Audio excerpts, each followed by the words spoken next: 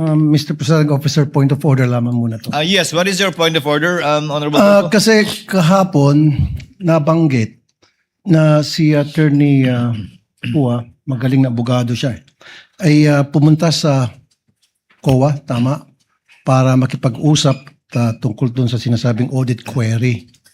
Now, hindi po pa conflict of interest yun para siya ay mag-represent dito ngayon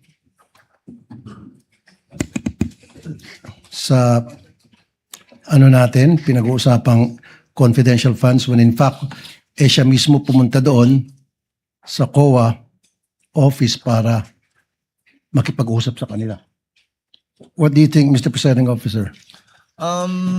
The respondent in this case, Senator Judge Tulfo, is the Honorable Vice President, Sara Zimmerman Duterte.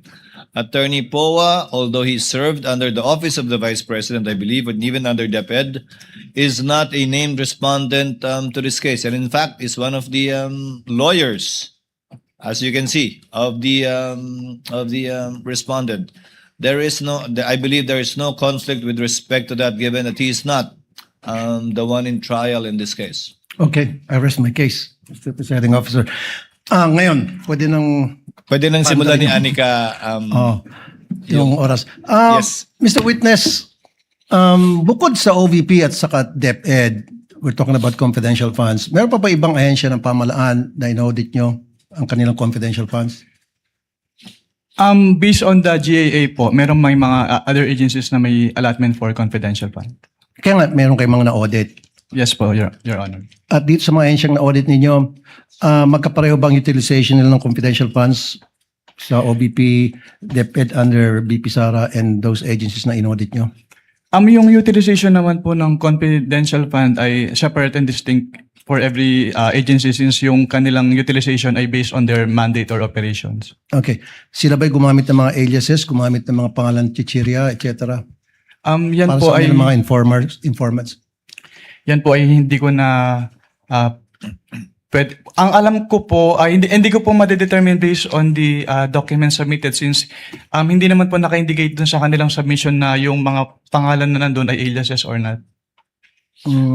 Okay. Noong April 2026, nag-issue kayo ng disallowance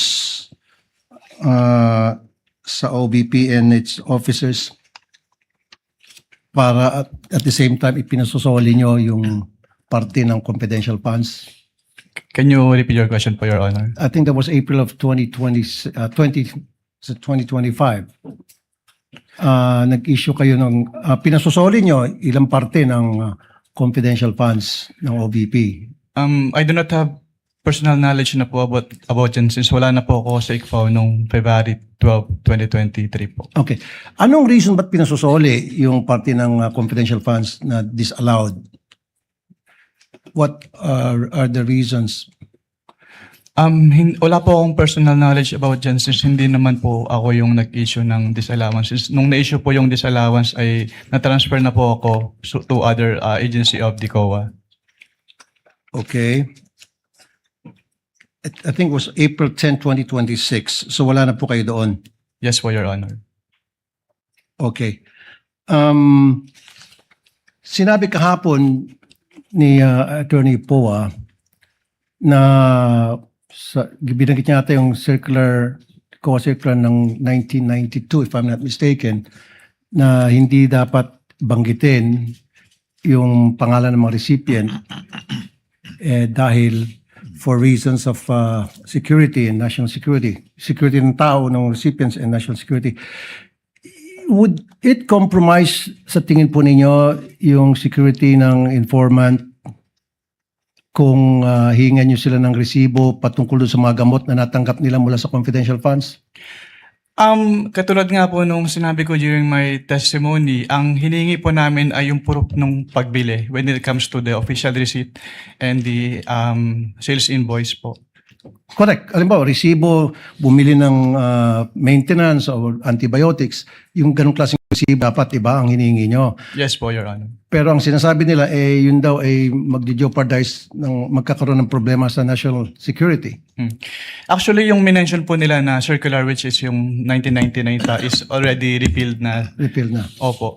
Pero Since- just the same, sa tingin niyo ba yung pagbibili ng chichirya o dili kaya pagbili ng shampoo o suka sa sari-sari store, would that jeopardize the national security kapag yan ay binulgar sa inyo, binigyan ka ng sibo?